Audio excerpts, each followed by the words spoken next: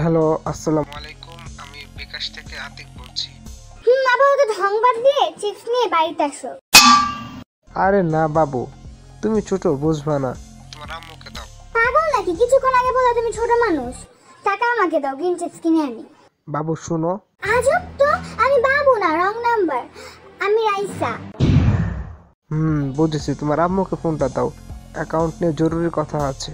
আগে বলো তুমি চিপস কি করছো? টাকা নিয়ে গেছো, এখন আবার অ্যাকাউন্ট করতেছো, ফালতু। আরে পুচকি, তোমার আম্মুর অ্যাকাউন্টে সমস্যা হয়েছে, পিন লক, তুমি বুঝবা না। আমি সেদিনও পিন লাগিয়েছি, আর আমি বুঝবো না? সেদিন আপনার দোকান থেকে অনেকগুলো পিন আনছে। কোনগুলো? মোটা মোটা গুলো নাকি চিকন পিন? আমাদের চিকন পিনের একটা চার্জার আছে। তোমার আম্মুর কাছে দাও ফোনটা, অ্যাকাউন্টটা ঠিক করে দেই। অ্যাকাউন্ট ঠিক করতে 5টা সংখ্যা লাগবে। মনে আছে আতিক মামা? তুমি হয়তো 5টা সংখ্যা জানতে চাচ্ছ। হ্যাঁ, বলো বলো বলো রাইসা। লেখো 1 2 3 4 5। মিলতেছে না, ভালোভাবে বলো।